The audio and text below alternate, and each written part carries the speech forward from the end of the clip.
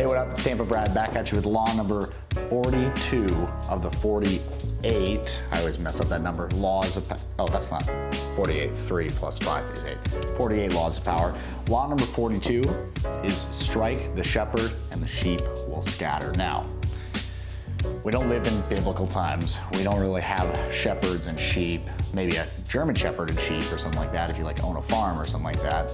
Or Mom, what's Khaleesi? A Great Pyrenees? A Great Pyrenees and sheep perhaps, but we don't have literal shepherds and sheep. But what this law is saying is that in any group, no matter what size or where it is or what year it is, there's always going to be a leader that everyone else looks to for direction. So that is the quote unquote shepherd in this law. The sheep are the people who, and I don't mean it in a derogatory way, there's situations where I'm a sheep and I look to another shepherd, you know, it's just the way of life. There's groups where we're the leader and there's groups where we are the follower, but there's always that dynamic going on, whether we like it or not. And if you can become aware of this, there's some pretty cool implications and some really useful implications, especially if you're in business for yourself or doing sales of any type, especially if you're selling to a group, which often in sales to groups or organizations,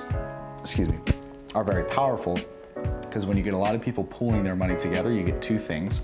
A, you get larger budgets, and B, you get a disengaged franchise or a disengaged steward of the money that isn't as invested in how every dollar is spent, because it's not their money. So if you do any type of sales like that, this is super important to understand.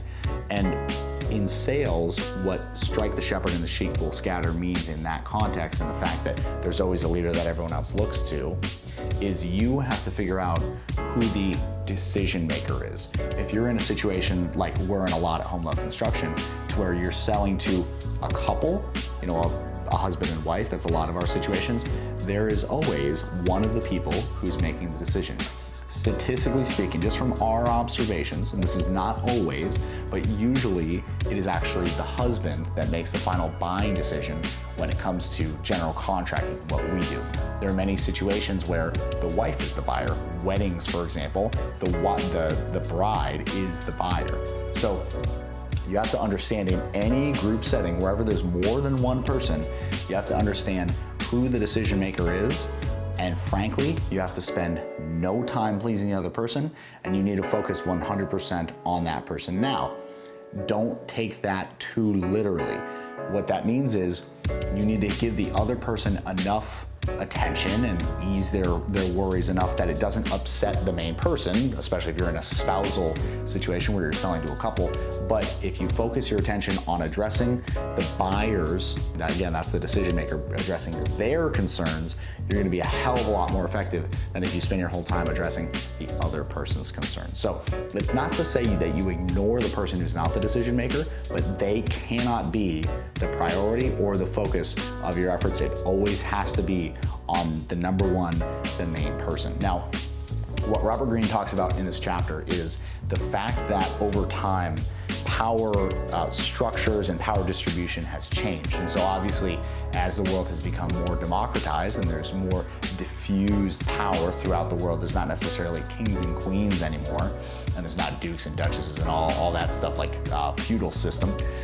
There is still a phenomenon of small pockets of power where groups of people are looking to one person for their guidance.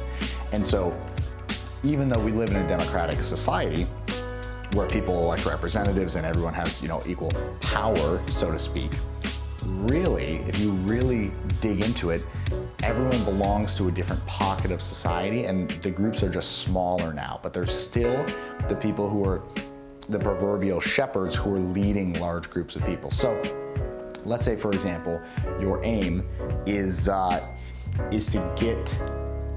gain influence over a group of people. The most probably common way that this would come up is if you're trying to sell them something. You know, I've been spending a lot of time thinking about our sales, so I think a lot in sales examples lately. That's what I love about these videos, is they're able to fit the mood and the context that my mindset is in. If you go back and watch the first 10 of the 48 Laws of Power and my interpretation of them, and you watch the last 10, you're gonna get a completely different vibe and a completely different context, which I think is amazing. But that said, in the sales context, if you're trying to get a group of potential buyers all interested in your product, and you're trying to either A, influence their leader, so to speak, the person they all look to, the decision maker, or B, impose yourself and replace the decision maker, there's one key thing that you need to do.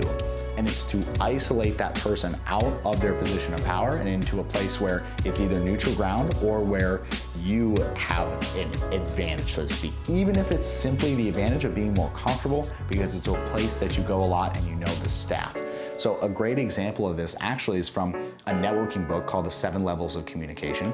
It tells the story of this real estate agent who goes through building his business via referral marketing. And so what he does is he has one day a week where he spends half the day just meeting with potential referral partners at this place where he goes and does the same thing every week. And he even takes his excess meetings at the same location. So it's a slightly upscale restaurant where he gets to know the waitstaff super well. He spends a lot of money tipping, and they know him by name and they welcome him when he comes in, just treat him like a king. So when someone who can potentially influence a lot of his potential buyers or sellers, in his case, they're still buyers of his service, when there's someone who can potentially influence a lot of them, that shepherd, so to speak, or referral partner, he invites them to a lunch on him at that location, and then proceeds to use that advantage to then actually, he doesn't use it in a way to work them over, but he uses it in a way that allows him to steer the conversation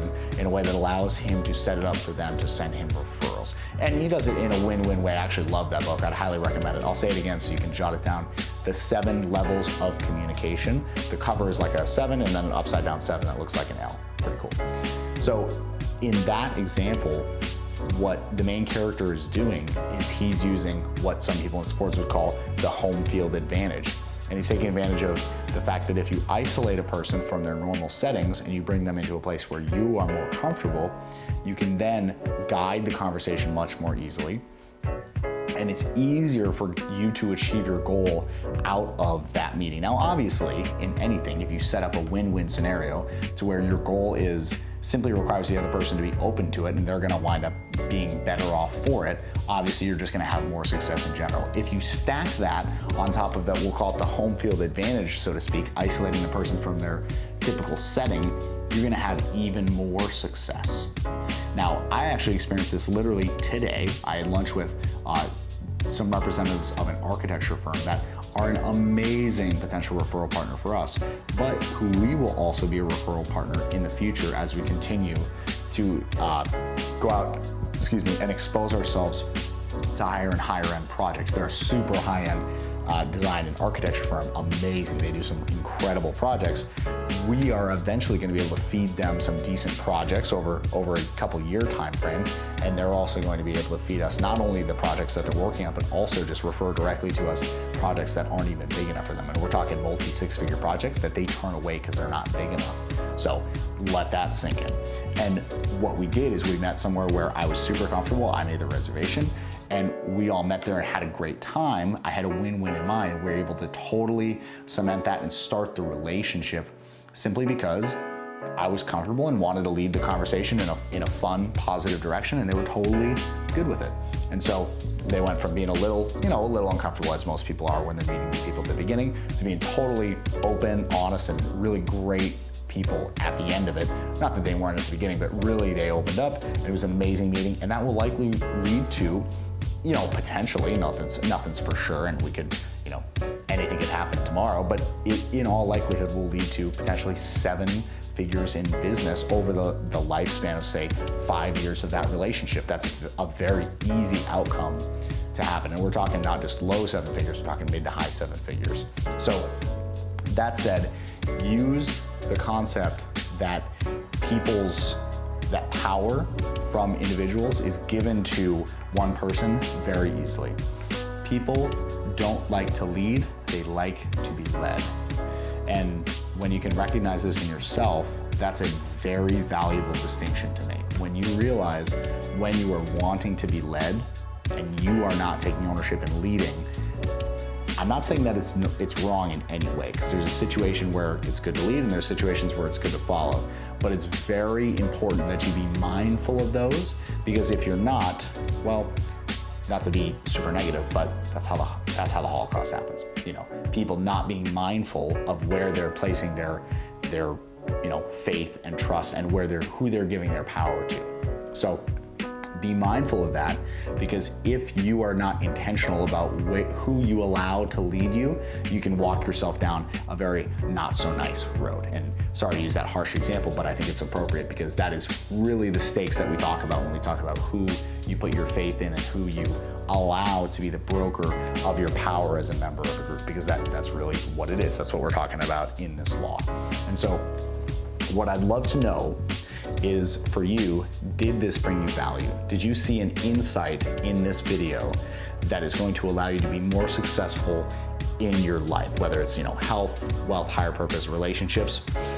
If you did, I would love for you to subscribe to this channel. We're looking at growing the subscriber base, and when I get a subscriber off of a video, YouTube's algorithm then says, hey, this is a good video, let me show it to more people, and it allows me to pick up steam and have my videos seen by more people, which then allows me to have more of an impact, which is really the goal of doing this. So my channel's not monetized, that's not what it's about. It's about growing awareness of these 48 laws of power. Not that they're the Bible, so to speak, but when you get open to things like this, you then start looking at the world through a lens of what it is, not what you want it to be. And I think that's super important, and it's something that has to happen overall. So suffice it to say, if you like the video, hit the subscribe button. The like button also works as well, but the subscribe is way more important, so that's my priority.